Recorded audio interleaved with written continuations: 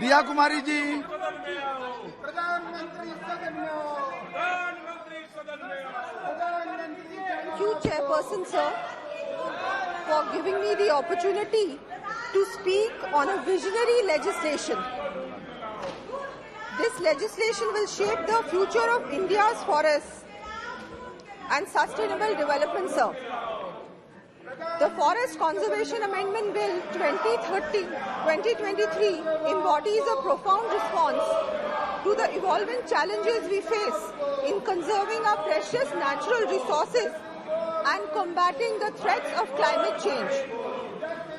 Sir, let me begin by thanking our Honorable Prime Minister, Shri Narendra Modi ji, and our Honorable Minister Shri Bhupinder Yadav ji for their unwavering vision and commitment to protecting our environment and promoting sustainable growth.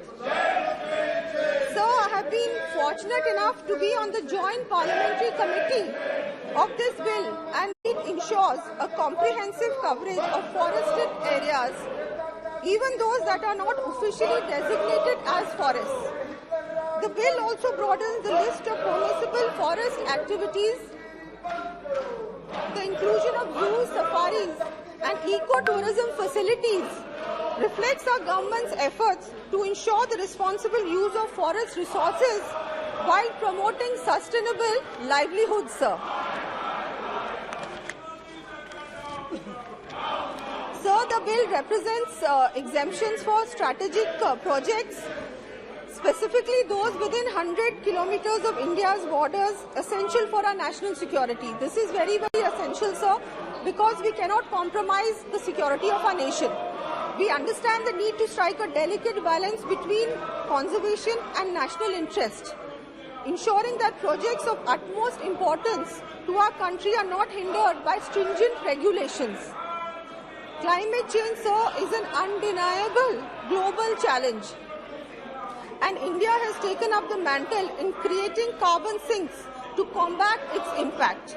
The bill aligns perfectly with our nation's vision by facilitating the establishment of new forests and plantations, and will significantly contribute to our commitment of creating a carbon sink of 2.5 to 3 billion tons of CO2 equivalent by 2030.